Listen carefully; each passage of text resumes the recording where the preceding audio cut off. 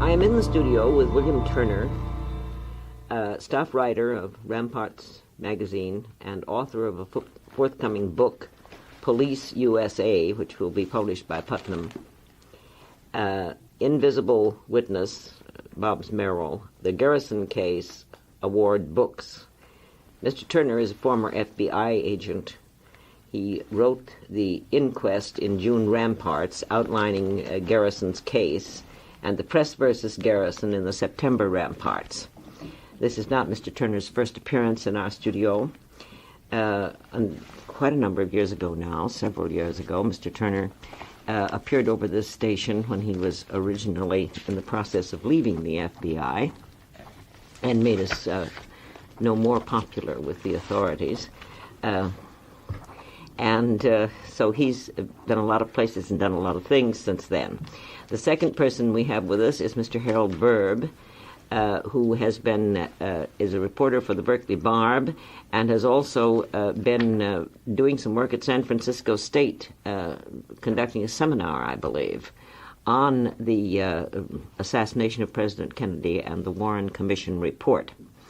Now, what we've asked these two to come and chat with us about is what's going on in New Orleans and what role Jim Garrison has played in this, where it is now, and how they estimate its significance, its relevance. Is it more than simply a theory that Mr. Garrison is working with? Perhaps you could bring us up to date on some of the facts, Mr. Turner. I'd be glad to talk about Jim Garrison's case. Actually, Garrison first got into the assassination investigation the day after the assassination. On that Saturday, he called what he called a brainstorming session of his staff, and they went over any possible New Orleans angles or persons who were erratic enough to have been involved in a conspiracy. And at that time, they came up with the name of David William Ferry, who you will recall died this year on February 22nd after he became involved in Garrison's current investigation. Now, at that time, Ferry had made a rather mysterious trip to the state of Texas, leaving the afternoon of the assassination. And in that trip, he went first to Houston by car, where he appeared at an ice skating rink, and according to the owner now, he stood by the telephone for several hours on that Saturday afternoon. He apparently received a call and then went to Galveston. Now, Garrison was waiting for him when he got back on Sunday to New Orleans and picked him up and turned him over to the FBI for interrogation because of the very suspicious nature of this trip. In other words, Garrison thought it was a very curious trip by a curious man at a curious time. The FBI released him, and apparently the reason was that, number one, Ferry had not left on that trip until well after the assassination, say 5 or 6 hours, and also because they determined that his small airplane was not airworthy at the time, and therefore he couldn't have been in on an escape plan. Now, there the man arrested, and as Garrison puts it, he said, "I had confidence in the competency of the FBI." He himself is a former agent of the FBI, was in approximately a year, and interestingly enough, he was in the same office that I was in Seattle. So it was not until last fall, when he was riding a plane to New York with Senator Russell Long of Louisiana, that his interest was renewed. Apparently they were discussing the various books that had come out, and Senator Long made the statement that he really believed that there was more to it than Oswald. And they conversed on it. When Garrison got back to New Orleans, he went into virtual seclusion, poring over the Warren Report and its volumes, and he quietly launched his inquiry. And on the basis of the initial returns in this inquiry, he became convinced that indeed there was an assassination plot and that the assassination plot had at least one aspect in New Orleans. So that is how he got started on it, and as you know, it's still going on. Well, in what form is it still going on? Would one of you, how is he proceeding at this point, and where does he intend to, is it just simply become a private investigation now? There's nobody up for trial at the moment, is there? Well, yes, there is.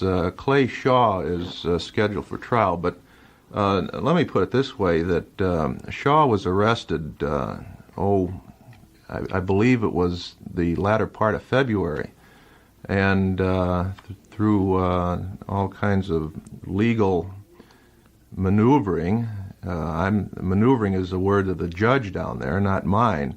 It's been postponed and held off, and a trial date has not yet been set. However, Garrison stresses that he does not believe that Shaw is at the center of any web of conspiracy, that he is a peripheral participant in this. And therefore, he has made a motion in open court to speed up the trial of Shaw so that he can sort of clear the decks with his own investigation. As it is, he is held up with all these legal motions in the Shaw case. He does not have a greatly enlarged staff, and they have their normal caseload, criminal caseload, to handle. And he also has been subjected to attacks from Life magazine, which insinuates that he is somehow sympathetic to organized crime, which is laughable, because probably of all the district attorneys in the nation, he has done more to clean up organized crime than anyone. By NBC, CBS, the bulk of the national media, the mass media, and therefore he would like to be able to devote more time to the investigation. But he does have an investigation. He's got main files that are set up somewhat like the FBI's. He has an archivist to handle the Garrison archives. He has men who are specializing in the Kennedy assassination investigation, and I've spent a total of 2 weeks inside his office down there, and every day there's a new angle. Well, tell me, inasmuch as there must be quite a few people who wish he would dry up and blow away, can he, as prosecuting attorney, just sit there and utilize that much taxpayers' money to follow up on something simply because he believes in it? Is there any chance of or possibility of actual either legal or political pressure to make him stop this? There have been all kinds of pressures brought to bear. Now, Garrison was carrying on his inquiry in secret. This is the best way, of course, to carry on an inquiry, at least at its initial stages. Now, the States Item newspaper in New Orleans checked the disbursements of his office and found that there were exorbitant, what they considered exorbitant travel expenses. People were going to Miami, they were going to Chicago, San Francisco. And this is the way they got wind of what he was doing, and they broke it in the paper. Well, Garrison, at that time, number one, there was a loud hue and cry that he was expending public funds on a wild goose chase. Now, he didn't want to come out and release all his evidence to substantiate that it was not a wild goose chase. Therefore, they formed a group, businessmen in New Orleans formed a group called Truth or Consequences Incorporated, which is privately financing the assassination investigation. They signed up to contribute so much a month, and this is what is really subsidizing his assassination investigation. But through the prosecuting attorney's office, or separate from the prosecuting attorney's office? Well, through the office. Through the office. Now, you mentioned pressures brought to bear. You get in his office down there, and you almost feel like you're in maybe a Russian embassy on U.S. soil, the way he's been treated. For one thing, there is an organization down there called the Metropolitan Crime Commission. An ex-FBI agent by the name of Aaron Cohen is the head of this. Now, of course, this is, again, a privately subsidized operation, and Mr. Cohen has to have organized crime around in order for himself to exist. And it seems that since Garrison's investigation has come up, Cohen has been inordinately active in trying to say that there's organized crime in the parish of Orleans. He's been called before the grand jury down there several times to try and specify what he means by this, and he's been unable to do so. Nevertheless, there is one pressure point. As I mentioned, the national press is another pressure point. Bobby Kennedy's emissary, Walter Sheridan, was down there from the inception of Garrison's investigation, and he has attempted, there is a legal allegation that he has attempted public bribery in getting to Garrison's witnesses. It is alleged that Perry Russo, who was a key witness in the Shaw case, was offered a sum of money by Sheridan. Sheridan allegedly told him that we'll get you to California and they won't be able to extradite you from there, and various other types of either intimidation or lures. They've been using the carrot and the stick down there. Yes, Hal. Yes, one of the things that Bill has mentioned are these different pressure points, and he's pointed out the press nationally and locally has not given the Garrison case a fair shake. We can speak about the local press here. I think the only fair shake that they've given Garrison is that there is no news that is covered in local press here that gives anything that he says to counter charges that are made against him. I'll specifically mention one.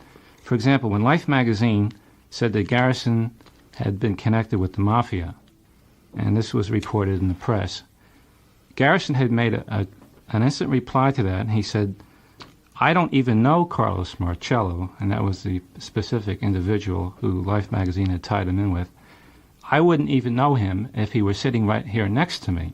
Now, this thing has never even appeared locally. I doubt if there are few people here in the Bay Area who even, or in the whole state for that matter, who even know about this remark. And this is typical.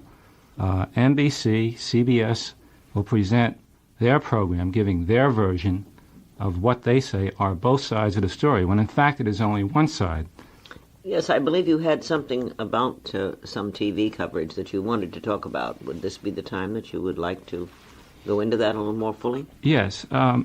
There seems to have been what I would regard as a massive attempt to, if not obstruct the investigation, to at least put obstacles in the way of it that would prevent Garrison's case from really coming to court, or at least having his say with respect to what he has presented. Now, for example, CBS presented a 4-part series late in the summer, I think it was the end of June, in which they made references to specifically to Garrison's case. And one of the things that they mentioned was the kind of attempts that were made by Garrison's office, this is allegedly what they said, to bribe and intimidate witnesses. And for example, they pointed to a writer this is a quote from one of the transcripts that I have of the 4-part series.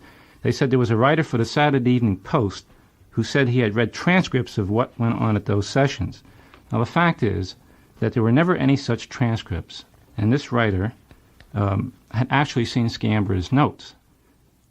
And what this writer was trying to show was that this particular person had written a document or statements in which he had said that a key witness in this probe, Raymond Russo, had lied about what he had presented as evidence. The fact is that this was never the case, because there were, in fact, memorandums that were prepared, and that this writer actually was aware of the existence of these memorandums. Now, this did not get into the TV coverage. Well, where would you like to go from here on this? What is Garrison's theory? I mean, what you say that the man Shaw, Ferry, is dead. There seem to be an awful lot of dead people. Right. Connected with the whole tabulation goes on. And yes. So Ferry's dead, whatever it was he was supposed to be doing. Now, what about Shaw, and what is Garrison's overall... Well, all right. In broad terms, it is this. And I think that this will also explain the orchestrated attack on him. Garrison believes that Oswald, number one, was a CIA agent, and that he probably had been trained at the Atsugi base in Japan when he was in the Marine Corps. This would have been back around 1957, 58. Atsugi reportedly is a U-2 installation. And in the restricted documents, the still classified documents in the archives, is a very tantalizing one entitled Oswald's Access to U-2 Information. Now, necessarily, this means that when Oswald went to the Soviet Union, he was a CIA operative. And, of course, there's liberal evidence to back this up, most of it suggestive rather than direct. But for one thing, when he came back, he told a fellow employee in Dallas, where he's working in a photographic lab, about the disbursement of Soviet military forces, how they did not intermingle their armored divisions with infantry, and then he said, I didn't notice any vapor trails over Minsk. Minsk is where he was when he was in the Soviet Union for most of his stay. Now, Garrison believes that Oswald's leftist activity in New Orleans and Dallas, his attempts to insinuate himself into the confidence of the Fair Play for Cuba Committee, the Socialist Workers' Party, the Communist Party USA, was nothing more than an attempt to erect a facade. Such a facade would have given him perhaps easier access to communist countries. It would have given him, once in, a freer movement. Now, when Oswald went to the Soviet embassy, or pardon me, the Cuban embassy, in Mexico City, he very carefully listed all these affiliations with these groups, which of course existed only in his own mind. He never was formally accepted into any of them. Now, who was Oswald then? If he was not really a leftist, who was he? Well, Garrison's evidence will show that Oswald was affiliated with a group in New Orleans which was anti-Castro in nature and was paramilitary in nature. It was composed of, down in that area, there is a tremendous cross-pollination of people who are members of the Minutemen, who are Cuban exiles violently opposed to Castro, who are even members of the KKK. And it was with one of these factions with whom Oswald was traveling. Now, with that in mind, how does the CIA come into it? Because Garrison believes that the CIA is the one, or the reason that there is this orchestrated attack on him. Well, very simply, it was the CIA which sponsored these anti-Castro groups, which were supposed to, even after the Bay of Pigs failure, never relinquish their dreams of reinvading Cuba. And as a matter of fact, these groups were very active in training in the environs of New Orleans. Garrison found one of their bases where one of the founders of the Minutemen had been arrested by the FBI and secretly let go. His name never appeared in the newspapers. These people became very disenchanted with President Kennedy after what they called all his promises about freeing Cuba and not coming through, and then his apparent rapprochement with Cuba, which was in the works at the time of the assassination, was being handled through the Cuban ambassador La Chumba in the United Nations, and through an intermediary, a ABC newswoman who was on very close personal terms, Lisa Howard, very close personal terms with Castro.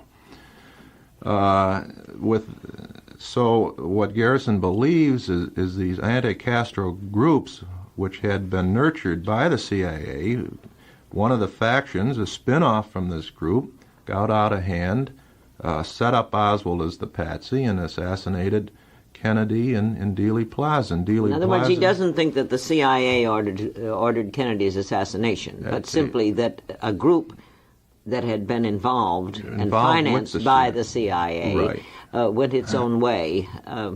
Right. The CIA, by its very nature, is compartmentized or cellular, like they used to talk about Communist Party cells and how one didn't know the other. And this is exactly the structure of the CIA.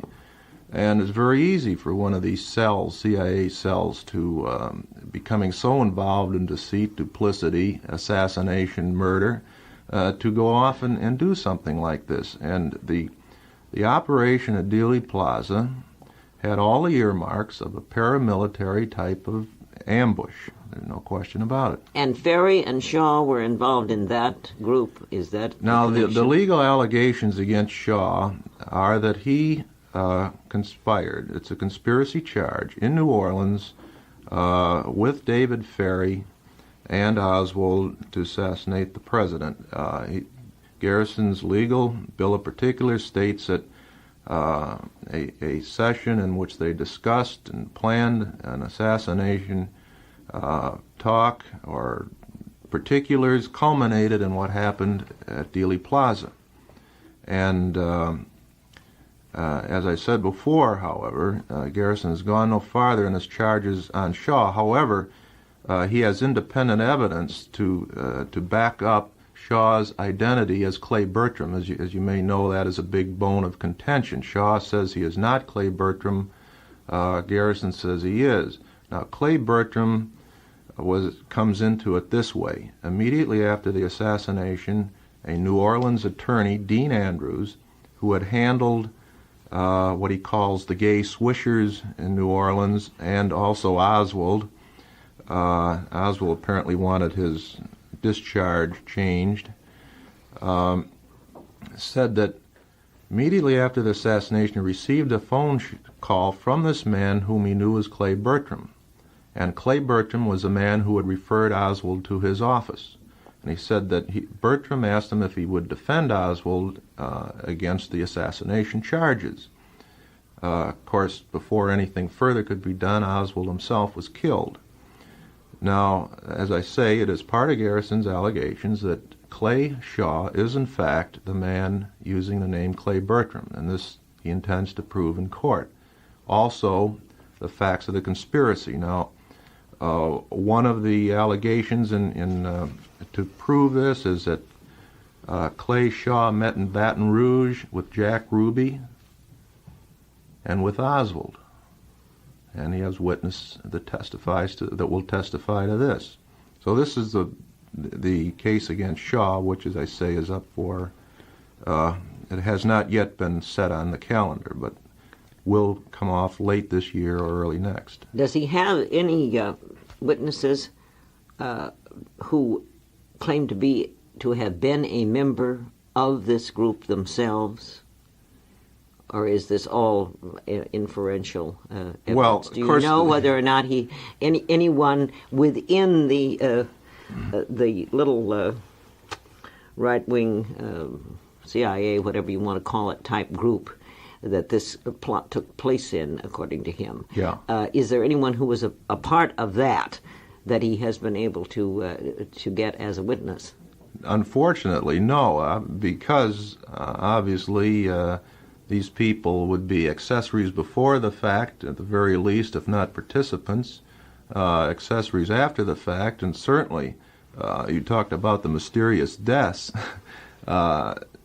These people would not be very prone to talk, knowing what the penalty might be. Well, but he must have found it out some way.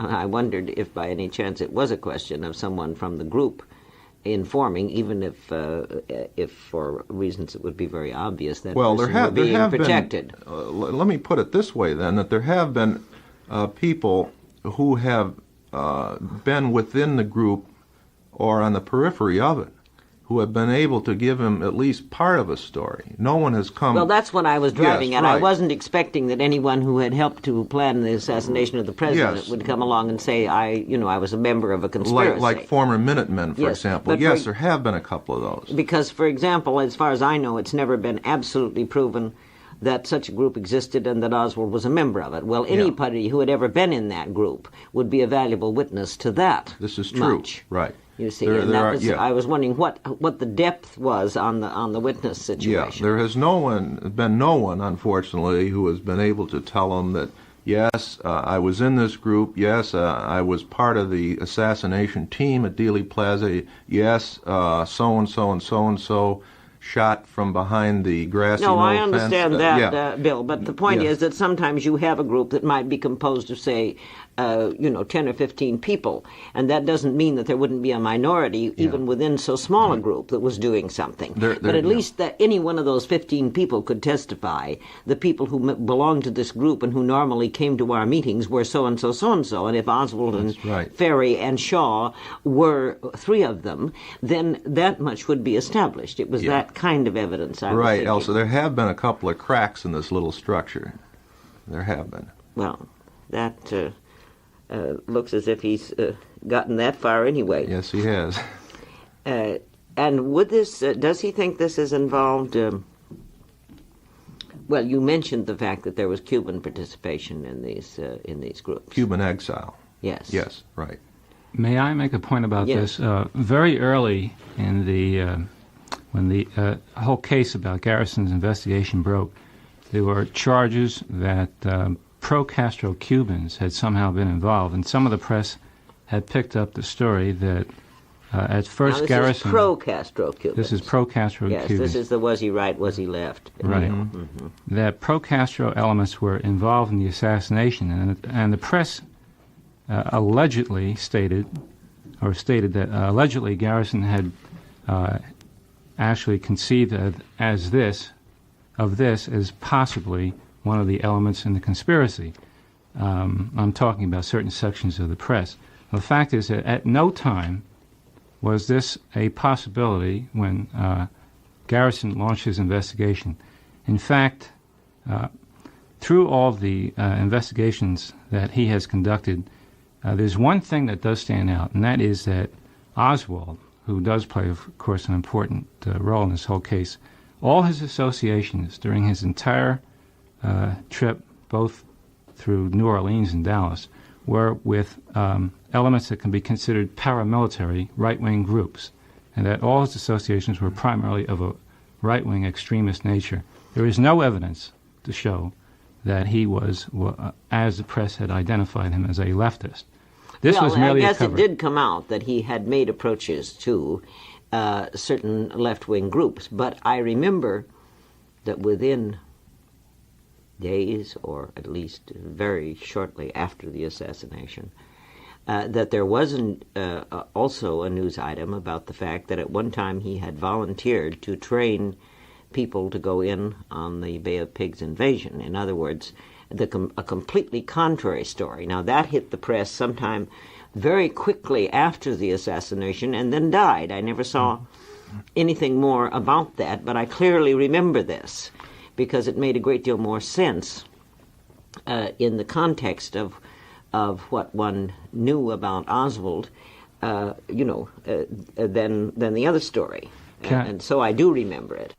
Yes, I think what you're referring to is an incident when Oswald had approached a anti-Castro refugee by the name of Carlos Bringuer in New Orleans. And apparently it's my belief, that when Oswald had done this, he had blown his cover, so to speak, about his connections with the CIA at this particular point, because Bringuer had become immediately suspicious of Oswald, that he was a double agent. Now, while he was in New Orleans, Oswald managed to get himself a lot of publicity, and I don't think this was quite undeliberate. I think this was on the part of an expected cover that he was expected to assume. He got on a program on radio, WDSU, in which he debated a person who was connected with a group called INCA, which was the Information Council of America. Now, this group was connected with right-wing anti-Castro refugees and had extensive operations in connection with Latin American revolutions. Now, the thing about this INCA group is that a number of individuals who connected with this particular group One of them, for example, is a man by the name of Mario Bermudez, who is the man who helped arrange the trip for Clay Shaw when he was here in San Francisco. Now, if you'll recall, one of the things that Perry Raymond Russo had said in his testimony before the grand jury was that part of the plot that was to be executed on the day of November 22nd when President Kennedy was killed, part of this plot would have to have the principles of the case in other cities at the time so that no suspicion would be drawn upon them. And it's just curious to see that this man, Bermudez, is arranging a trip for Clay Shaw, the man who has now been charged with conspiring to kill the president. And here is this group, Inca, which manages to arrange this particular debate with Oswald while he's in New Orleans. With Oswald taking a view contrary at that point to the right-wing view. Well, he, on this program, he took a view that he was a leftist who identified with the Castro Revolution. I mean. Yes, quite. But there was, I do distinctly remember seeing the item that he had, in spite of the fact that he was supposed to be on this, Friends of Cuba, the what was the name of the committee? Fair Play for Cuba. Fair Play for Cuba, and so on. That he also had been had volunteered at one time to train people to go in on the Bay of Pigs invasion, Cuban exiles. This which is would probably be the Carlos Brunier episode, because he appeared voluntarily at Brunier's office. Brunier was probably one of the best known of the anti-Castro exiles down there.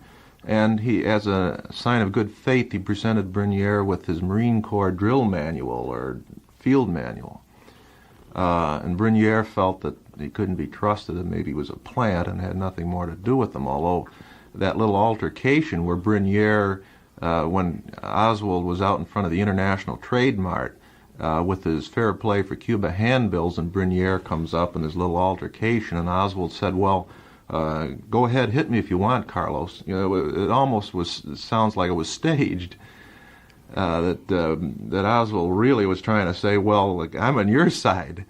And all the evidence points that way. Well, everything that one has ever read would give one the impression, certainly, that Oswald, whether by design and whether on behalf of just himself or other people, was certainly playing both sides of the street. Oh, yeah. So you therefore have your choice as to which side of the street he was really in the pay of. Well, when you, why would Oswald be associating with a guy like Jack Ruby?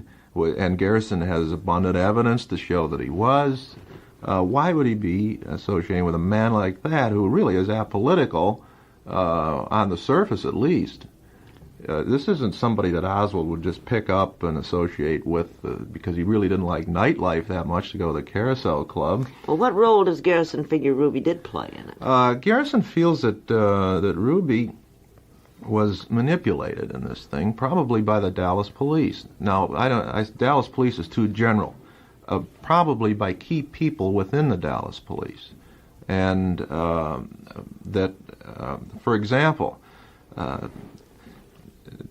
Hal mentioned Jim Phelan's article in the Saturday Evening Post, which made Garrison look a little ridiculous. And one of the means of ridicule that Phelan used in this was to quote Garrison as that you have to look at this in the looking glass, almost like a Lewis Carroll, and this was a source of great hilarity. But it's really true. You do have to look at certain aspects of it in the looking glass. You have to look at Oswald in the looking glass. You have to look at Ruby.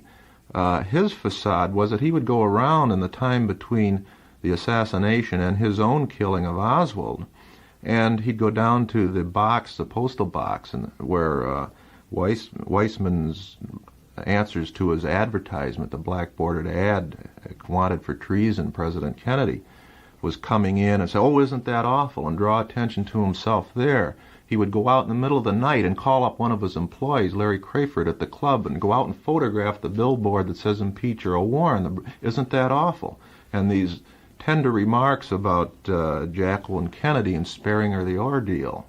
Well, in other words, this was an attempt to draw attention to the fact that he was really very pro-Kennedy and very incensed that anybody would kill Kennedy, and therefore it creates a certain illusion, and that's what Garrison means by the looking glass.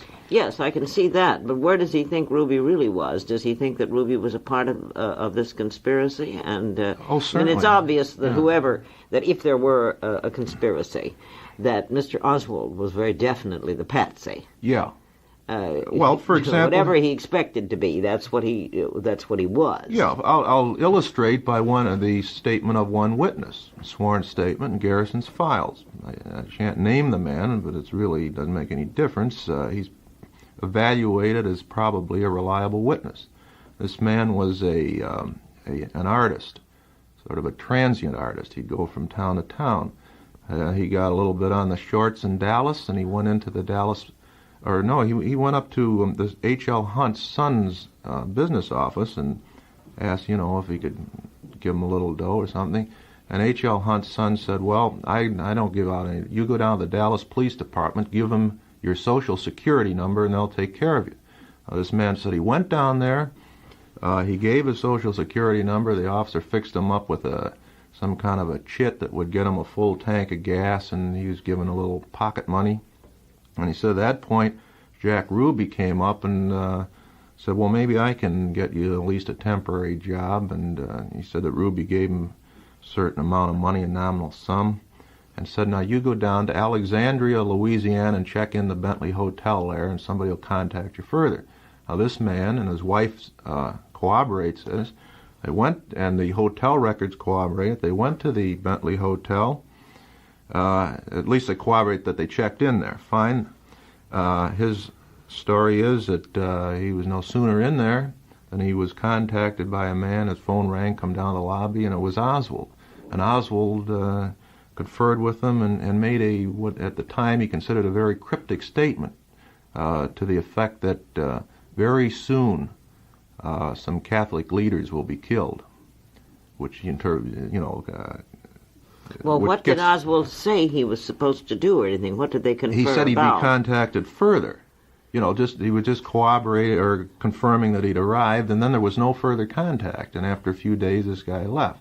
Now, the whole annals of this thing is filled with these kind of fits and starts. They seemed, but there was another incident. A man by the name of Donald Norton, who claims that he is a former CIA unpeople. Who worked for CIA on certain assignments, said, number one, that at one time he was sent to Atlanta and that he met a man at the Atlanta airport who gave him, he was a courier. Norton was a courier. He was to deliver this amount of money to Havana, and this was in '58 before Castro got to power. And that the man who gave him the money was an Eastern Airlines pilot named Hugh Ferris. Well, he later identifies Hugh Ferris as being Dave Ferry, and Ferry was indeed an Eastern Airlines pilot.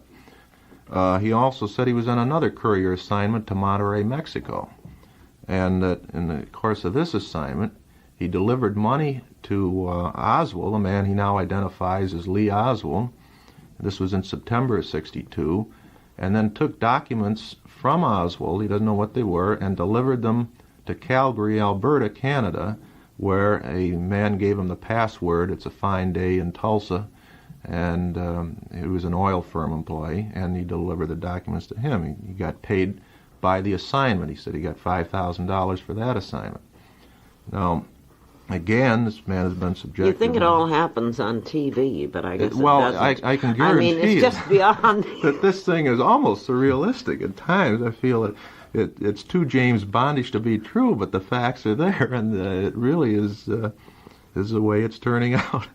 And he feels then that all of this, or at least a good deal of it, can be brought to light during the trial of this guy Shaw, if he can get No, he doesn't. Garrison has made a statement. He said, I just hope the American people don't think that the Shaw trial is going to bring out everything, because he said, we can only introduce what is material and relevant. And as he said, Shaw is not at the center of this at all. Shaw is off to the side somewhere. Ergo, he won't be able to tell the whole story at this trial. And I know that he has a couple of other arrests in mind, but this, of course, as I say, he is so freighted now with the Shaw trial and with this attack against him that he just has to clear the decks. And he wants to get the Shaw trial over with before he starts on what he considers to be the next step. He's made a motion in open court, and again, the attempt to abort the Shaw trial is very evident. And again, Shaw himself seems to have CIA connections. Now, the foreign press has reported this. I have not read word one about it in the domestic press. But in 1958, Shaw was on the board of directors of a Rome corporation called the World Trade Center. Now, Shaw, through his attorney, admits he was on this board of directors. He said, however, he was merely asked to be on it by his own board of directors at the International Trade Mart. Now, on this board of directors are some very strange people. One of them is the secretary of the Italian Neo-Fascist Party. Another is the son-in-law of Nazi finance minister Helmer Schacht. Another is a fellow who is now an executive of the Bank of Montreal, and he's a former OSS major by the name of L.M. Bloomfield. This group was kicked out of Italy, the World Trade Center, because although it seemed to have plenty of money, it never did any ostensible business, and they suspected, the Italian police, that it was a CIA front. It is now headquartered in Johannesburg, South Africa, under the same name, which is probably a more friendly climate. It also had a subsidiary corporation in Switzerland, which likewise was ousted by the Swiss police because it was suspected of being a conduit for funds for the OAS movement, the Algérie Française movement in Algeria. So I must say that if Mr. Shaw can explain this in terms of his just innocently being asked to go on the board, I will have to say then that the entire board of directors of the International Trade Mart in New Orleans are either extremely naive or involved with the CIA. Yes, Hal. May I just make this point? Bill has brought up an interesting point, and that is the deeper you get involved in this, the more the connections you see, not only with respect to quasi-legal and also secret groups such as the CIA and other operations, but you can see this involves the connections of people who are more or less in a position where they can use people for certain ends. Now, for example, Clay Shaw, we'll say, is in a position as director of the International Trade Mart to oversee operations of the second largest seaport in this country. Now, even Gordon Novell, who is one of the witnesses that Garrison is seeking to extradite from another state, and in fact has had very little success, which Bill has mentioned that there have been obstructions. One of the things he's had difficulty in is in getting people extradited from different states. There are 3 states now that have refused to extradite material witnesses in this case. Anyway, Gordon Novell, who is a very interesting character in this whole case, who also has admitted publicly that he has CIA connections, is reported to have said that Clay Shaw himself probably was connected with the CIA. So what I'm trying to make here is that you can understand why then the Shaw trial would be blocked from coming into court, because the connections that are involved here go very deep within the government, as I see it. And that's this is my belief why that trial is being obstructed, not only insofar as Shaw's involvement in the assassination. I think it has a lot to do with connections that the government has set up. Now, I would think that Mr. Garrison's life was not worth much on the open market if he proceeds with this. Does he travel with a bodyguard? Does he feel secure? And what motivates this man? Now, you've met him, you've talked to him. What's he in this for? You hear the crack, well, it's a lot of cheap publicity, he can't prove anything, but it's put him on the front pages of all papers and all this kind of thing. I would suspect that it was also liable to put him in his coffin. Well, I believe that this could be the case, Elsa. When I first went down to New Orleans after his case broke, I really had some reservations about what a Southern prosecuting attorney was going to be like, and what his motives might be. And it did seem a little unlikely, the whole thing, when it first began to break. It did seem a little unlikely. I have now come to the conclusion that Jim Garrison is an unusual man in an unusual place at an unusual time. Now, the allegations have been bandied around that he got into this thing for political ends, and I can only say that if this was his motivation, that he is extremely ignorant of how politicians get elected. So I should think it would indicate rather bad judgment. Extremely bad judgment. Now, as I say, I was prepared to meet a Southern prosecuting attorney. I had a stereotype in my mind, which is always bad, but I did. And I ran into a man who was unusual in any region of the country. Garrison was at Dachau, and I think this made an indelible impression on him. Now, before he's also extremely What do you mean he was at Dachau? with the Allied armies when they came upon Dachau. When they went into yeah, Dachau. I'm sorry, I should have Yes. elucidated a bit on that. I think that the residual sight there just indelibly impressed him, because when he wrote an introduction to a very well accepted criminology book before this whole investigation came up. Now, understand that the very fact that he was asked to write this introduction is somewhat an honor, that before this he was well known in criminology circles. It is a very sensitive and historically based introduction. And he goes back to Dachau and the apathy of the German people that permitted this to happen, and he draws a parallel with the Kitty Genovese case in New York, where 36 people watched in their windows as this girl was slowly killed. And he talks about this lack of commitment and lack of involvement. And maybe I can just read the tail end of this allegory that he brings up at the end of his introduction. And he's talking about some extraterrestrial being who happens upon our self-destroyed Earth at some future date, and happens upon this human skull. And here's what Garrison writes in this allegory. He puts the words in the mouth of this being. Alas, poor man, a fellow of most infinite jest, of most excellent fancy, where are your gibbets now, your thumbscrews and your gallows, your treasured hates and your cruelties? What happened to your disinterested millions, your uncommitted and uninvolved, your preoccupied and bored? Where today are their private horizons and their mirrored worlds of self? Where is their splendid indifference now? Now, this is Garrison, really, when you talk to the man. We were both in the FBI, and he asks me about a particular weapon that's in a photograph. And I said, I don't know what it is, Jim. Matter of fact, I don't like guns. And he says, isn't that funny? He said, I don't either.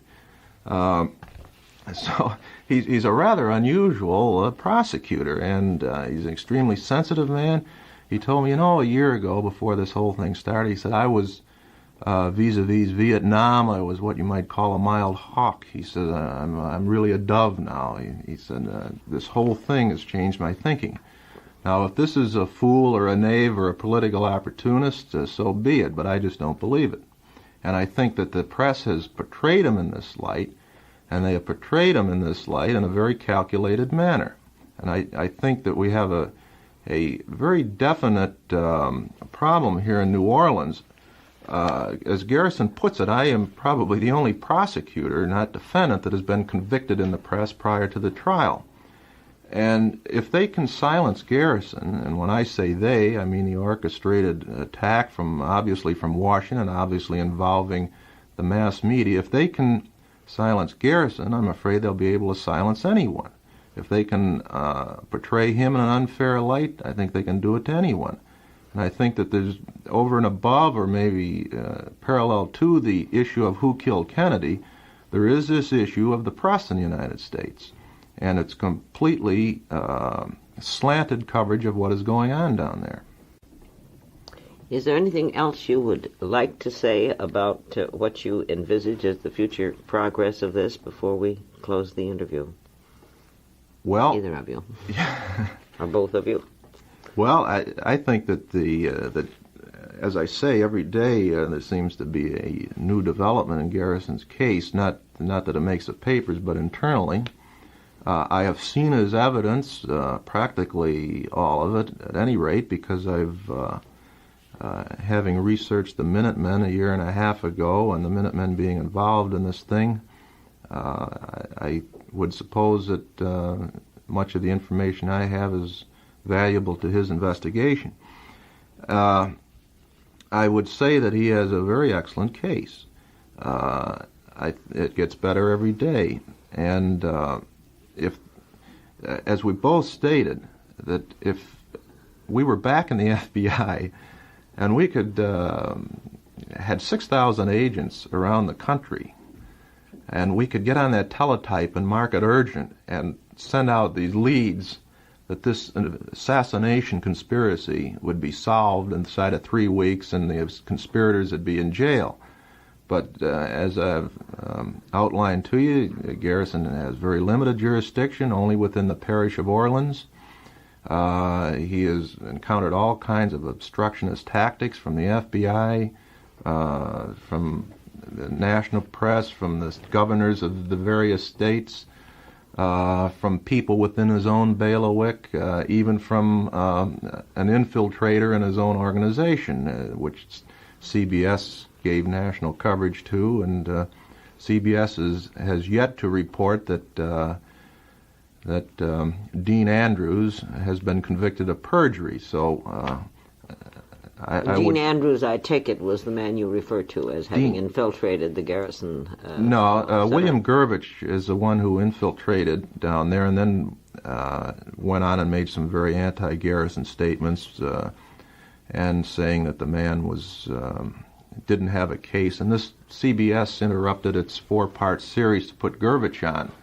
But they didn't interrupt their series the next night to report that Gurvich had been allowed to testify as to what factual material he had before the grand jury in New Orleans, and the grand jury decided that he didn't have any facts. They didn't interrupt their program for that. Well, what about the man who was convicted of perjury? Because I don't know who he is. Dean Andrews is the attorney in New Orleans who, I originally told you that Clay Shaw is alleged to be Clay Bertram. Dean Andrews is the attorney whom Bertram referred Oswald to him. I see. And he's the one that got the phone call the day after the assassination from Clay Bertram to defend Oswald. And did he perjure himself about this? Yes, it was about this. He was very, with no qualifications at all. He told the Warren Commission that he could positively identify this Clay Bertram, and if he ever got his hands on him, he'd drag him right in. So he's hauled before some kind of a hearing down there to see whether he can identify Clay Shaw or not as Clay Bertram. And he says, I wouldn't be able to identify anyone as whether it was Clay Bertram or not. He's completely changed his story. And when Mark Lane tried to interview him, this was 2 years ago, first he said, yes, fine, come on up. By the time Mark Lane got to his office, he said, gosh, I'm sorry, I can't discuss anything about it. I've called Washington, and they have, in effect, told me that if I say anything, I'll get a hole in my head. So he said, I'll take you to dinner, though. So this is a kind of thing that constantly comes up, this intimidation of witnesses, this trying to either bribe them or lure them to tell a different story. Yes, Hal. Yes, Bill mentioned Bill Gurvich. I want to show the very subtle ways in which the press can distort the picture. CBS had presented Bill Gurvich, and in fact the press throughout the country had presented Bill Gurvich as Garrison's chief investigator Now, the fact is that Gurevich was never the chief investigator. As a matter of fact, if I'm not correct, Bill, isn't the assistant ranking district attorney the chief investigator? Hal, Garrison's office doesn't really have a pecking order there, but Charles Ward is the assistant district, senior district, but they have a detective posted from the New Orleans Police Department who really is the chief investigator. His name is Louis Ivan. That's correct. And he succeeded a man by the name of Pershing Gervais when Gervais resigned a year or two ago. Right. Now, CBS, in presenting this, didn't present Gurevich's real relationship to this Garrison investigation. He wasn't on the payroll. He had volunteered his information or his services, and this, of course, did not come out in CBS interview. Another curious and interesting thing about this is the timing of Gurevich's resignation, or declining to associate himself any further with this investigation. When did this occur? This occurred at the end of June of this year, 1967, when at the very time the Associated Press and CBS and NBC were all coming out with their programs. I don't think that this timing is just accidental. I think, in my own view, I think this was a deliberate timing to sort of create the impression that Garrison was a totally discredited figure, and that he was that his investigation had no validity to it. But I gather from all the detailed information and statements that you have given, and also the overall complexion of what you both had to say, that you feel that Garrison has a case, and that this is a man of high ideals and integrity who is attempting to do something that he believes in. Would that be? I definitely feel that Garrison is a very committed man, and that he feels that this is very definitely a conspiracy here, and that come hell or high water, it's his duty to investigate that conspiracy, to bring to justice those who are involved in it, at least as far as his own jurisdiction in Orleans Parish is concerned. And it would have been far more in his own interests, as far as political aspirations, any future aspirations, to have merely said when Ferry died, well, there goes my chief witness, that's the case, and forget it.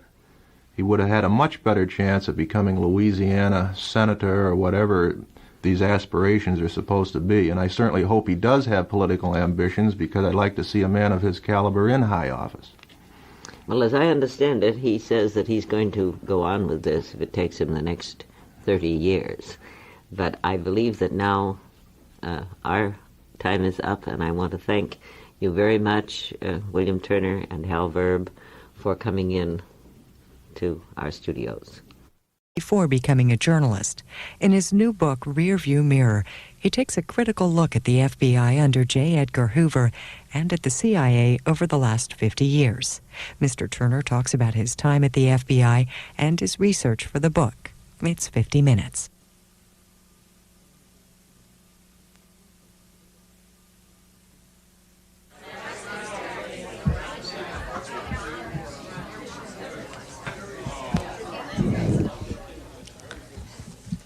My, you're well behaved. Good evening. I'm Elaine Petricelli, and along with my colleague, Ginger Gamali Hudson, we're really happy to welcome you tonight to Book Passage and also to C-SPAN for Book TV. Because we are on Book TV tonight, when it comes time to answer questions, Mr. Turner will call on people, but it may take a minute or two for the man with the C-SPAN mic to get to you, so there'll be a couple of seconds before he can answer. I know that that'll work out really well. So I know that you've all gone out and had your hair done, and we're all ready. I'm really happy to be the one to introduce Mr. Turner tonight. I have read his articles over the years, and I am amazed at this book. A lot of you know about him, but I want to tell you a little bit. He joined the FBI in 1951, and he was a stellar FBI agent who went to all of the schools to learn how to break and enter and to destroy your privacy. He received many accolades from the then highly admired J. Edgar Hoover. But in time, he became quite disenchanted with Mr. Hoover and the way that the FBI was run. And he turned in his service revolver for a typewriter and became a great investigative journalist. I believe it is because of William Turner that the FBI now requires that you sign something, and I think the CIA too, saying you will never say another word without their approval. As a journalist, he works to ferret out the truth and shoot down the myths. He has exposed malfeasance in our government, in the CIA, in the FBI, in some of the most important myths and lies of our time, the Kennedy assassination. And by the way, when he was doing his investigative work on the Kennedy assassination, the Hoover FBI put more people on watching William Turner than on trying to figure out who had killed JFK. The Robert Kennedy killings, the King killings, and when you read this book, you will find new and shocking information. Information about Charles de Gaulle, trying to make sure that JFK got elected.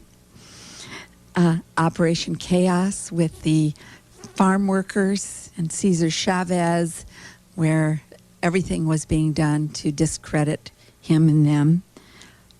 The operations in Cuba, even to the Elian Gonzalez case, and to our current administration. His information is detailed. It is important. There will be people who don't like the book, and I loved it. So I cannot tell you how much fun it is to read Rearview Mirror, looking back at the FBI, the CIA, and other tales, T-A-I-L-S.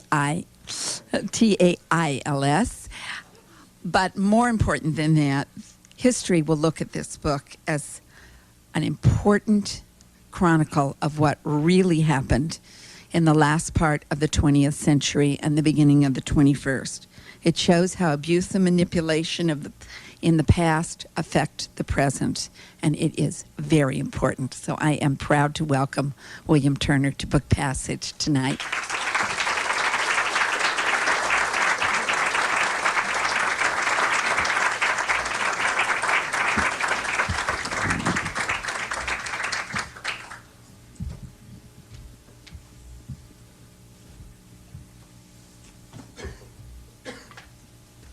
Thanks, Elaine, for your very generous introduction.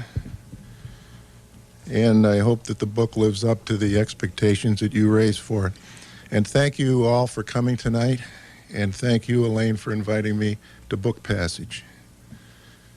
I got some illustrations here I'll be using later.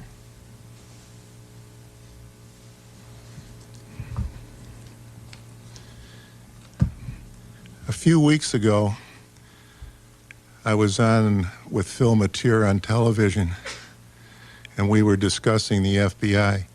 And I told his producer beforehand, I can't talk as fast as Phil. She said, nobody can. So if I don't talk that fast, I hope you'll understand that I'm not Phil Mateer. The book actually is a cautionary tale, in that all of the events described about the intelligence mafia in the United States come together to sound a warning to this day. The book is divided into 13 chapters, and I can talk a thumbnail sketch of each one. The first chapter is my abortive career as an FBI agent.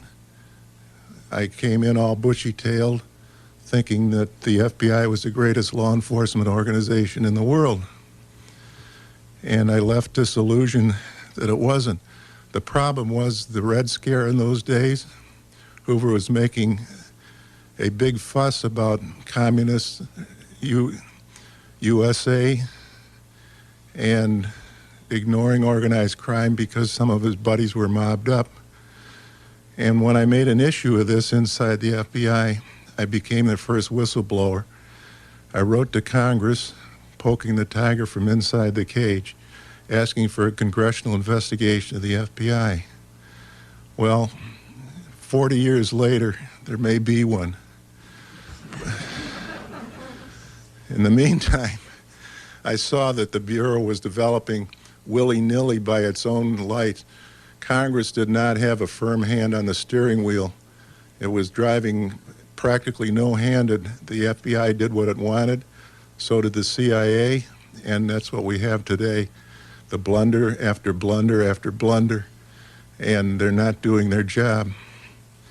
So my recommendation was 30 years ago, and it persists to this day, that they do more extreme psychological testing to get a better grade of agent in there, and that they separate or spin off the espionage and counter-espionage responsibilities into a separate agency that recruits more sophisticated, more cosmopolitan people for the very slow, nuanced investigations that we're talking about when we're talking counter-espionage and espionage.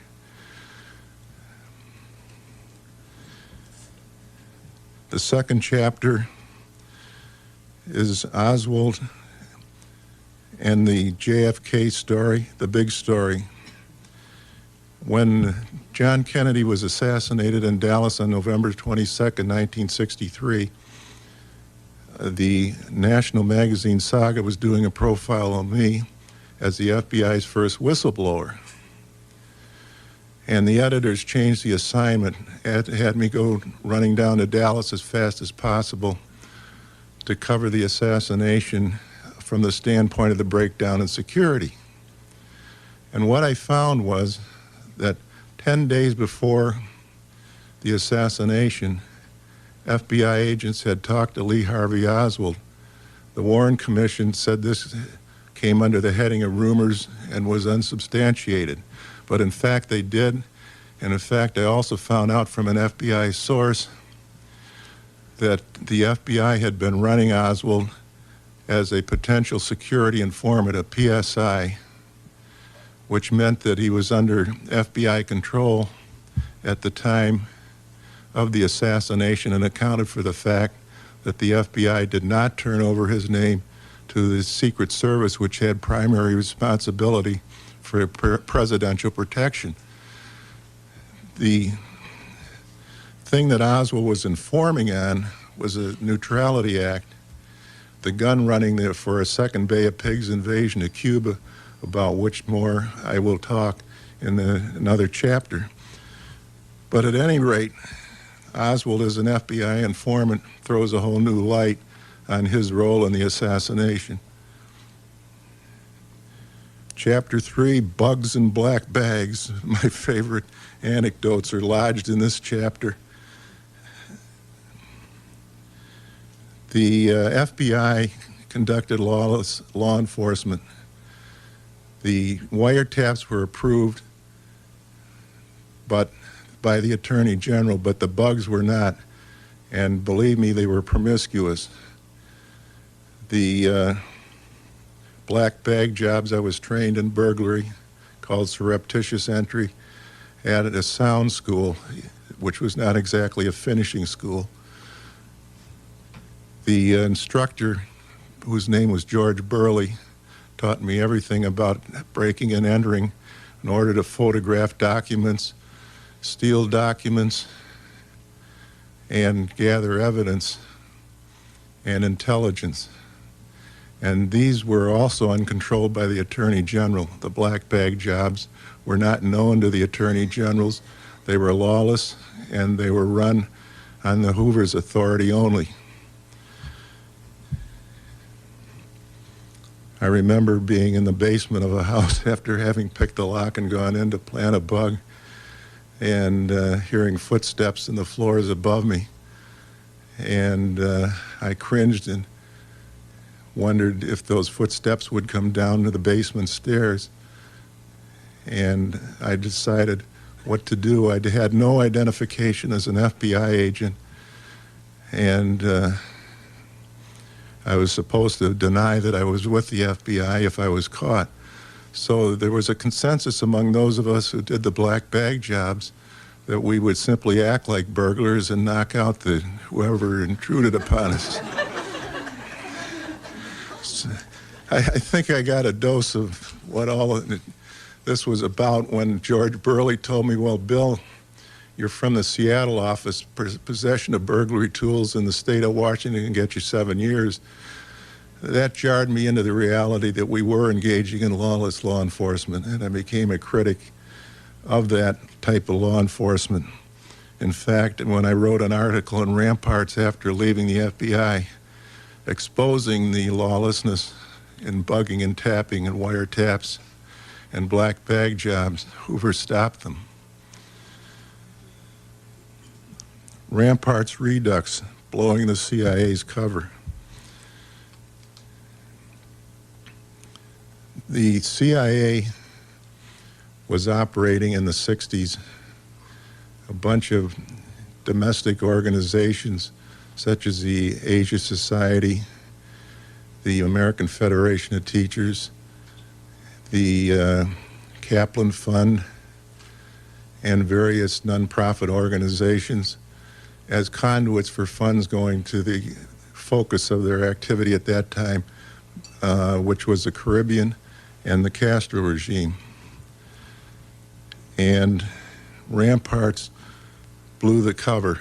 We had informants inside the National Students Association, for example, which informed to us what was going on and giving us enough information that the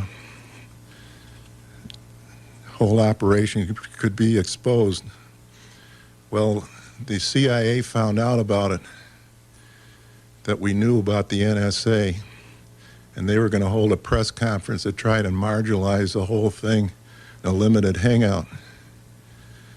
But what happened was Warren Hinkle, the genius editor of Ramparts, got the idea of taking out full-page ads in the New York Times and the Washington Post, laying out the whole story.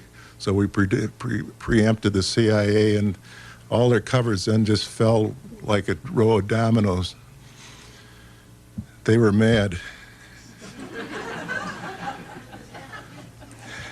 And they turned inward, despite their charter limiting them to overseas service operations. They turned inward and launched Operation Chaos.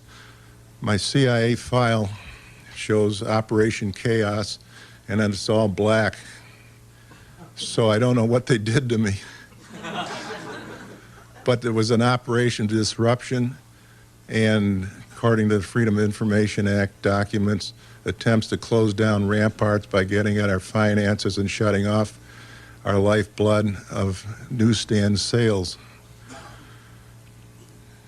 The FBI propaganda machine.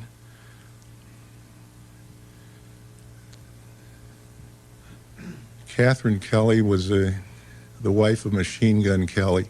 Back in 1933, Machine Gun Kelly kidnapped Charles Urschel, an oil man in Oklahoma City,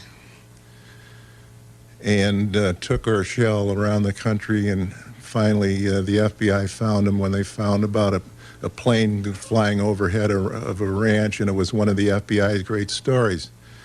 The FBI also prosecuted his wife, Catherine Kelly, who denied being responsible for anything, and Hoover called her the genius behind the crime, the strong, silent woman. I mean, this guy was a sexist from the word go, without whom Kelly could do nothing.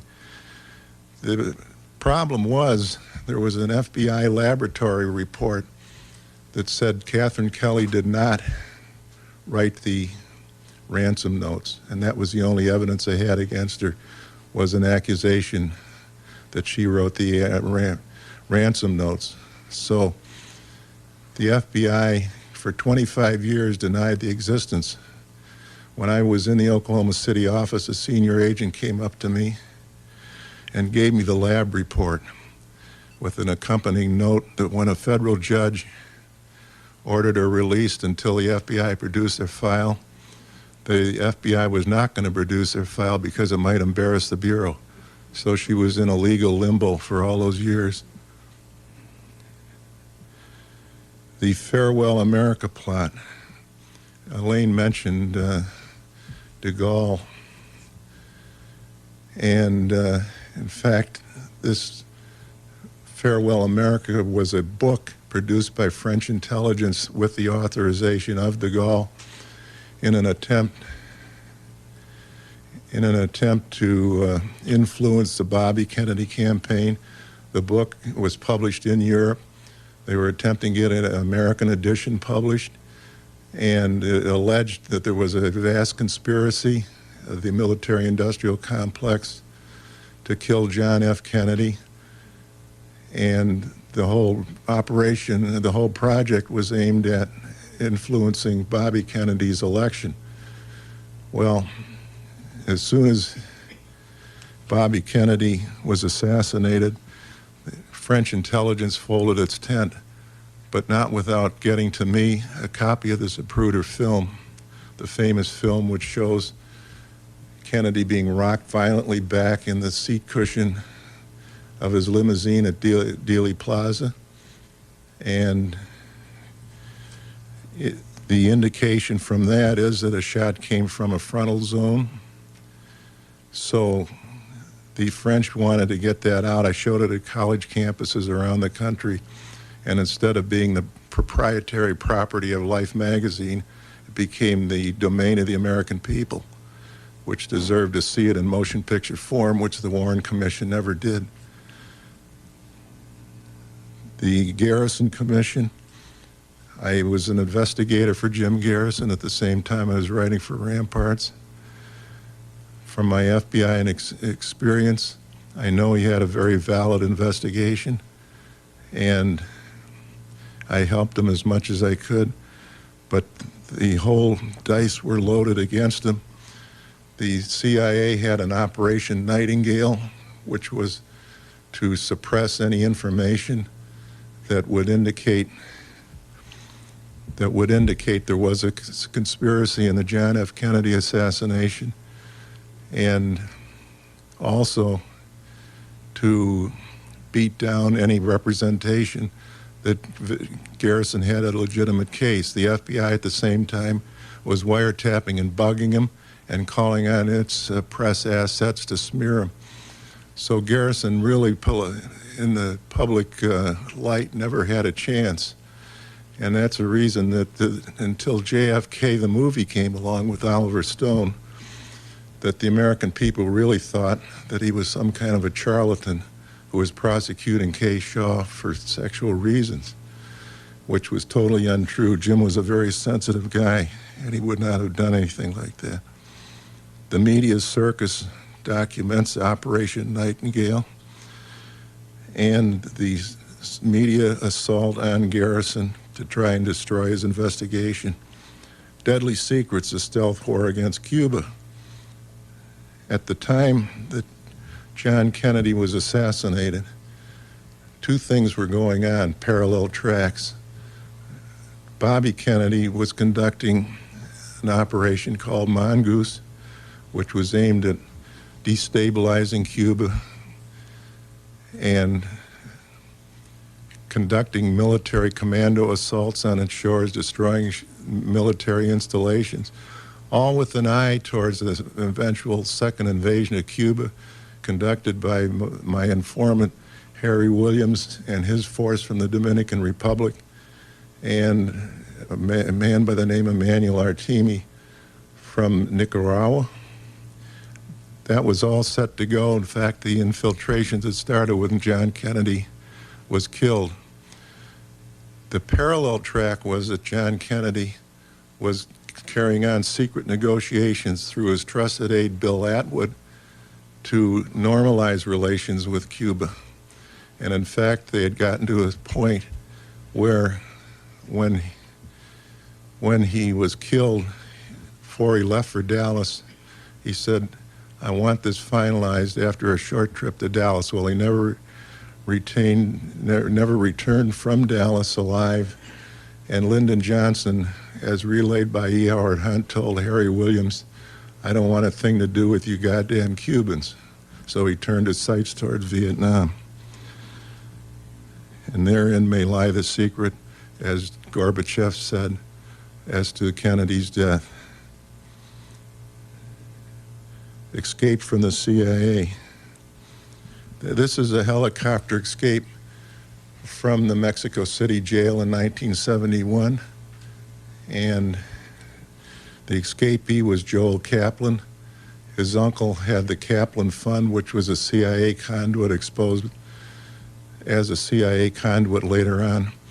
But Joel worked for the family sugar interests around the Caribbean, and he was very sympathetic to the Cuban Revolution because he saw the extreme poverty under Batista, the dictator. And what he was doing was using the family sugar facilities, Southwestern Sugar and Molasses facilities, to steer arms and ammunition consigned to the Bay of Pigs contingent in Nicaragua to pro-Castro units in the Caribbean, arming them instead of the CIA's Bay of Pigs. So he was a naughty boy, as the CIA described him. And they had to frame him, put him in prison. The cadaver that was produced as his business partner was 20 years older, 6 feet, as opposed to 5'2", blue eyes as opposed to brown. But that was the way Mexico operated at the behest of the CIA. And so I knew about the escape plans before they were carried out. There was a series of them, and finally the one was successful with a smuggler named Vic Stoddard flying a helicopter into the prison yard and lifting Joel Kaplan out to freedom. So waiting at the border when they arrived were the inevitable Bill Turner and Warren Hinkle. It was made into the movie called Breakout with Charles Bronson and Jill Ireland. And they bought the copyright to the book, which is the way things work in Hollywood. The only problem was that the CIA put pressure on Columbia Pictures, and the CIA was entirely deleted from the motion picture. What was a significant political film turned out to be a potboiler adventure. That is what happens when the CIA flexes its muscles. So the one case I haven't mentioned that's in the book, and Elaine brought it up, is the Bobby Kennedy case.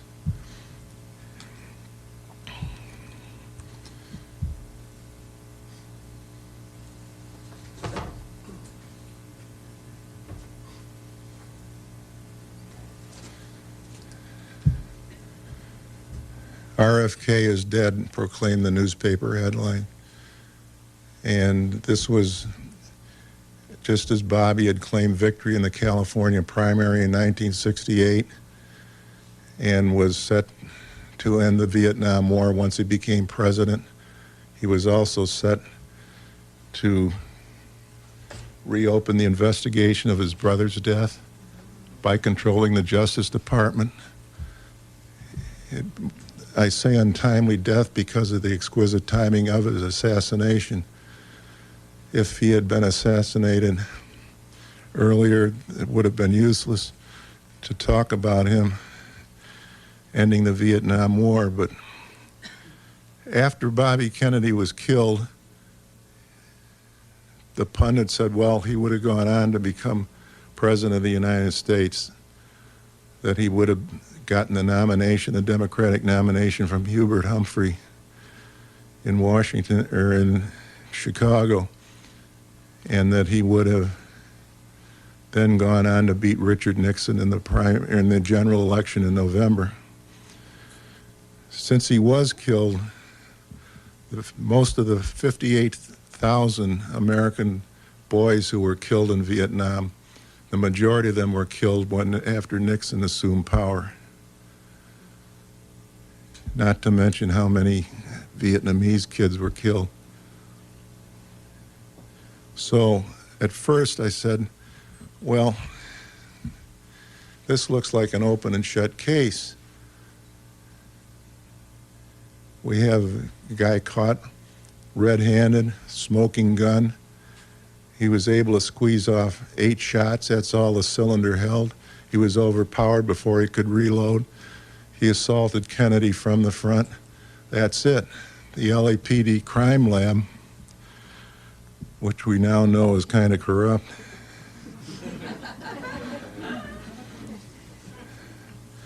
accounted for all the bullets, all 8 bullets.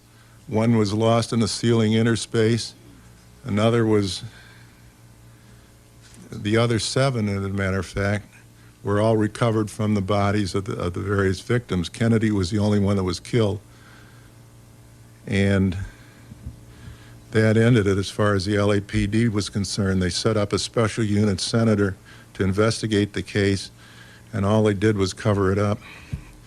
It was run by 2 LAPD detectives called Special Unit Senator, and those 2 LAPD detectives had been on detached duty with the CIA in South America. Then came the arithmetic. 8 bullets, all accounted for. But the problem was there were more than 8 bullets. Here's Coroner Noguchi of the LA County. He's pointing to 1 extra. Vince Bugliosi, who was representing Paul Schrade, the UAW representative who was shot in the pantry, recovered one from a cop who had picked it out of the stairs downrange from the pantry. So we were on to the idea that there might have been more than 1 shooter. The count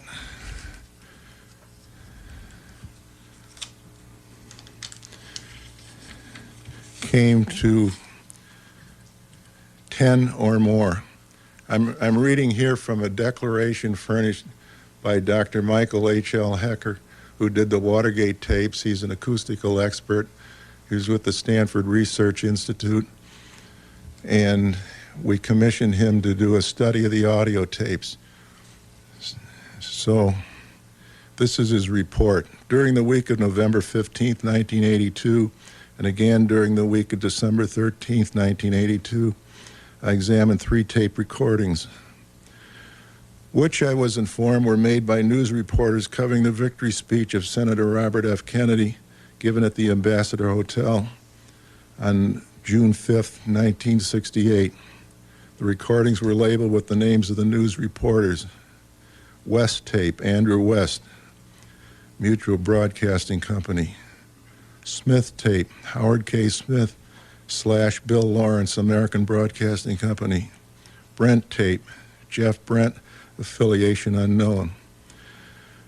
So Dr. Hecker goes on to say, on the basis of auditory, oscilloscope, and spectrographic analyses of these 3 recordings, it is my opinion, to a reasonable degree of scientific certainty, that no fewer than 10 gunshots are ascertainable following the conclusion of the senator's victory speech until after the time Bashar Saran was disarmed.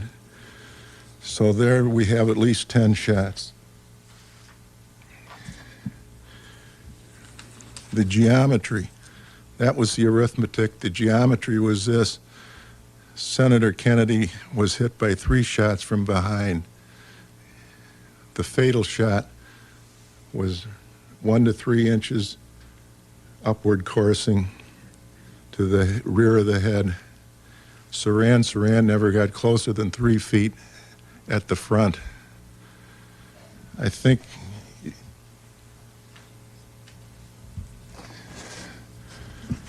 you can see in this photo that I showed you earlier, the newspaper photo, this is a bow tie. It was on one of the armed security guards who was right to the right rear of Kennedy at the time that he was shot. And he obviously had grasped it away from what he considered his attacker.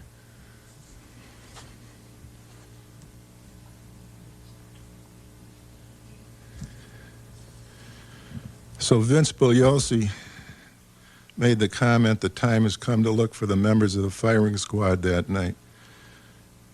The Manchurian candidate theory came up when I noticed that an interview of Saran, I interviewed him in 1975 in San Quentin prison, and he told me that he remembered nothing that night from the time that he met a girl in a polka dot dress at a silver coffee urn in the Ambassador Hotel until he was overpowered in the pantry, which is self-serving, of course, but also it put me on the trail of the Manchurian candidate theory. At Saran's trial, a Dr. Bernard Diamond of Berkeley stated that he was able to hypnotize Saran so easily that he would snap his fingers and Saran would climb the bars of his cell like a monkey. But he somewhat gratuitously said that Saran was under hypnotic influence at the time that the crime was committed, but that the hypnotic induction was caused by all the lights and mirrors in the Ambassador Hotel that night. I talked to the psychiatrist at San Quentin Prison, Dr. Simpson Callis, and he said that he was European trained and more alert to hypnotic induction. And he said that he found that Saran was indeed susceptible to hypnotic induction, and he was trying to find the locking mechanism that he was used, like the Queen of Spades, the Queen of Hearts, and the Manchurian candidate, that kept him from identifying his programmer. So he said he was close to unlocking Saran's mind as to that aspect when he was called off the case by prison authorities who said he was spending too much time with one prisoner. So he called Diamond's conclusion that it was self-induced, the hypnotic blunder of the century.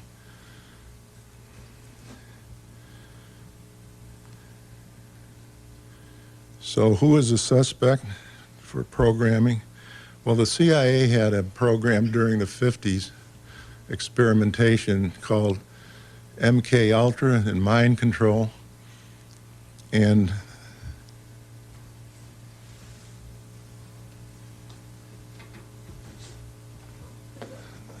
this gentleman here, Dr. William Joseph Bryan Jr., was part of it, and in fact, he even bragged about it.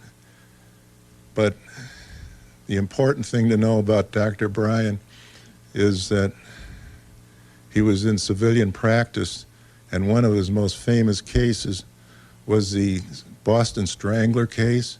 DeSalvo was the name of the strangler. He's still in prison. And up here, written while in a hypnotic trance, is Saran's notebook. It says DeSalvo, DeSalvo, DeSalvo, DeSalvo. It also said RFK must die before June 5th. So Dr. Bryan, after he died, some ladies of the night were kind enough to come forth and tell us that he constantly boasted about hypnotically inducing Saran. And they thought that he induced Saran, he was a braggart, and he needed to blow off about his deeds as a psychiatrist and a hypnotist. He bragged about the DeSalvo case, and he bragged about putting Saran under. And they thought he meant after he was apprehended, but he was talking about before. So he's our prime suspect as the programmer. At the present time, Saran's attorney, Larry Teeter, has a motion before the California Supreme Court for an evidentiary hearing. And the hearing will consist of the Manchurian candidate theory. So we can hope that the Supreme Court does grant an evidentiary hearing. I think we know a lot more about hypnotic induction today than we did 30 years ago, and that it's real and that it happens, and it happened in the Bobby Kennedy case. So again, thank you all for coming, and I appreciate your interest. I hope you will understand that what we're talking about here is an intelligence mafia that persists to this day. So as Publishers Weekly said about the book, while some of the events described happened years ago, they are just as fresh and lively today. Thanks again.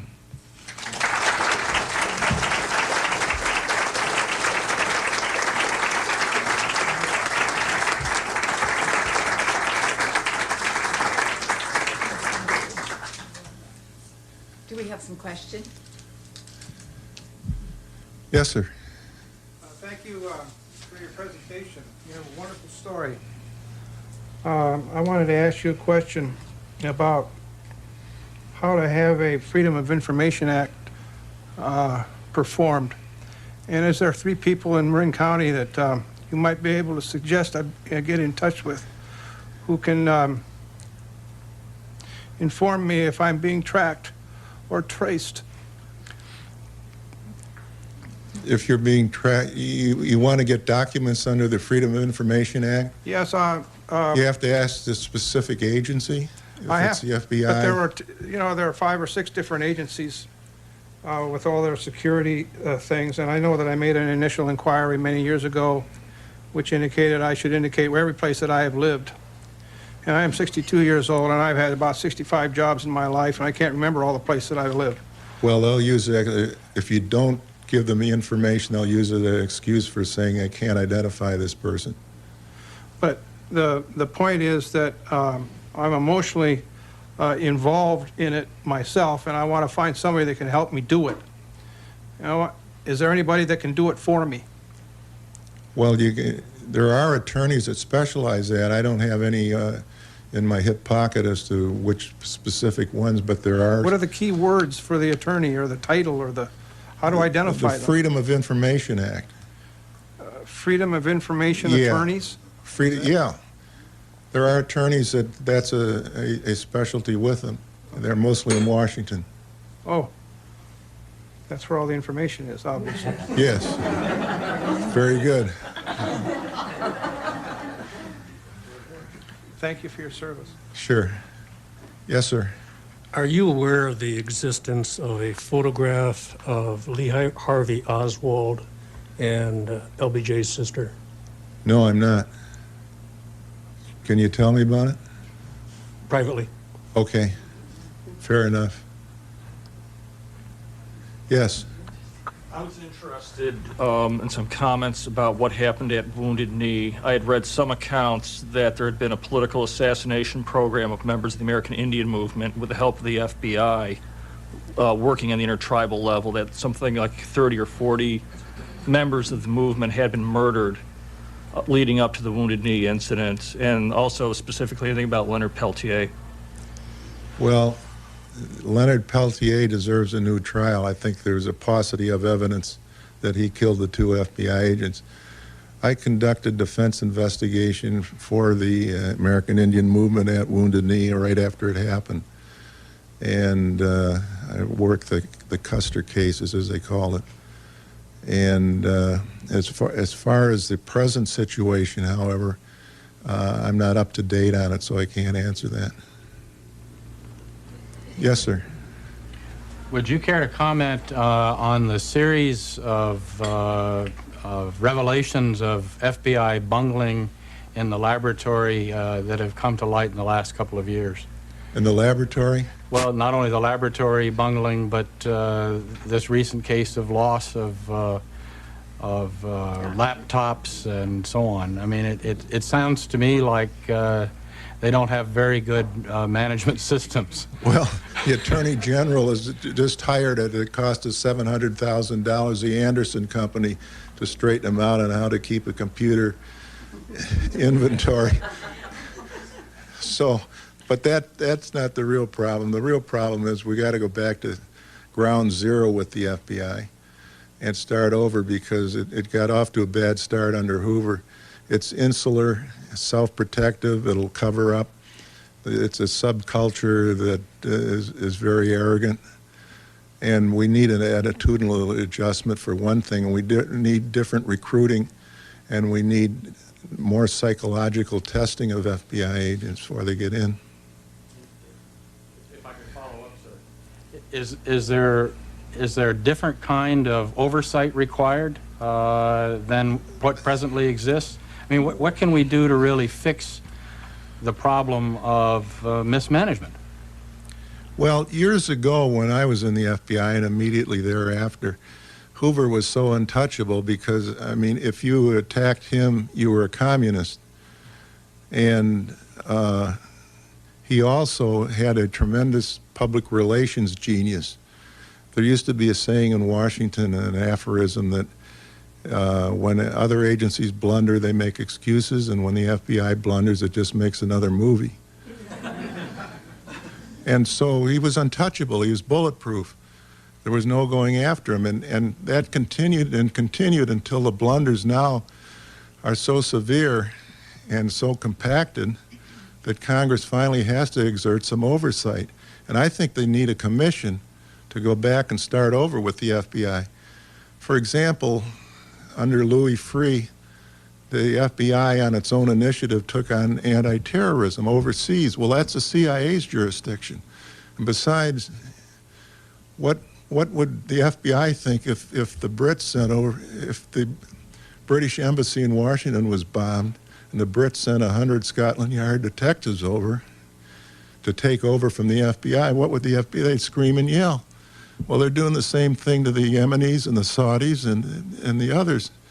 And all of those cases were solved by the local authorities, not the FBI.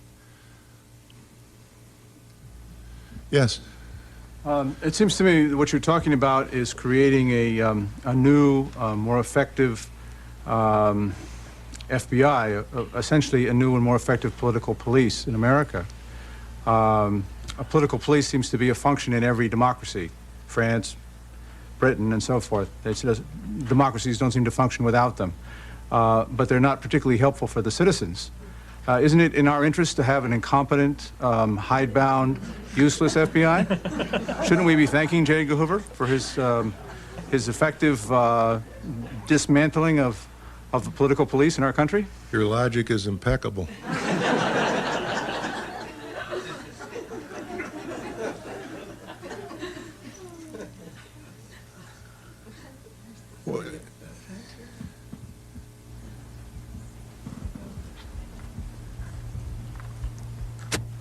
Bill, in your book, you talk about that the John F. Kennedy assassination files are closed for 75 years. Who did that, and is there any possibility in our lifetime that those will be unsealed? Well, Lyndon Johnson ordered them sealed for 75 years, but that's been rescinded. Those files are now available thanks to Oliver Stone and his JFK movie. There was a surge in public sentiment to get those documents released. In addition, all documents released that had any relevancy to the JFK assassination. So that has been done. There's a gold mine piled high of documents now that need to be correlated and sorted through and put into some perspective. But I think the answer is in those documents. There's no smoking gun, but there's plenty that can be stitched together to show it. Shall we take one more question or two? This man here, and then we'll go to somebody way in the back. Yeah, are you familiar with the Darrell Turney, Judy Berry case? There is this case coming before the FBI, and hopefully that might bring forth information about what they did in the bombing of their automobile. The Earth First activists? Yeah, Judy Berry was the activist, environmental activist from North Country. And her car blew up in Oakland, and the FBI blamed her for blowing up herself. Yeah. There's impeccable logic, too.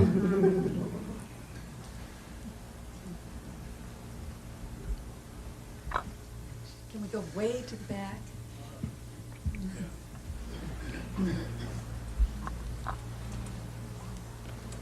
Well, I worked with Mark Lane and Emile D'Antonio on the film Rush to Judgment and followed that case all the way through for years and years. And Mark Lane's criticism of Oliver Stone was that he didn't identify the agency which he felt was, I think he proved it in his book Plausible Denial, was the group that killed the president was the Central Intelligence Agency of the United States. And that was Mark's criticism of Oliver Stone. And here we are systematically lied to about every significant question of current political and world affairs and of world history. And we are systematically imbued with an upside-down worldview and errant methodology. And you've given a very eloquent exposition of the truth of that. And I think it's time that those of us who've read the Declaration of Independence take note of the section where it says it is our right, it is our duty, when the government becomes onerous and oppresses the people of the whole world to the degree that it does, to rise up and get rid of it. Thank you.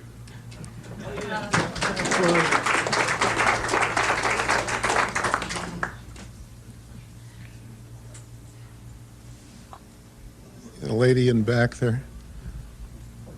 Right there. Who do you believe assassinated John F. Kennedy? Well, I think Garrison was on the right track when his investigation was aborted by the acquittal of Clay Shaw. But I think that it came out of the alliance between the mafia and the CIA to knock off Castro. And when the motives piled up, they simply switched targets onto John Kennedy. Vietnam was an issue. The lack of air cover at the Bay of Pigs was an issue. The rapprochement with Cuba was an issue. The failure to invade Cuba during the missile crisis was an issue. I'd say it was an issue with the CIA and with the Cuban exile charges of the CIA. Thank you all so much. Thank you, William Turner. Thank you, Elaine. You just stay right here. This is definitely the way to spend a Saturday night. I would appreciate it if you would buy rear view mirror and then come up and have it signed. And if you'd like to have your name or someone's name put in it, Ginger and I will help you. Even, I suppose we will excuse Mrs. Turner, but everyone else, no matter how many years you have known him, please let us put your name in so that spelling is right and so forth. And for those of you who are watching on Book TV, you can order the book by calling 1-800-999-7909 or at bookpassage.com on the web. Thank you, William Turner, for a great book and a wonderful evening.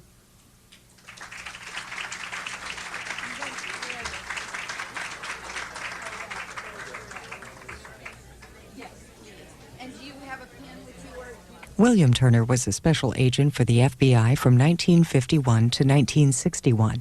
His new book is Rearview Mirror, looking back at the FBI, the CIA, and other tales. It's published by Penmarin Books. You can learn more about the book on their website, penmarin.com.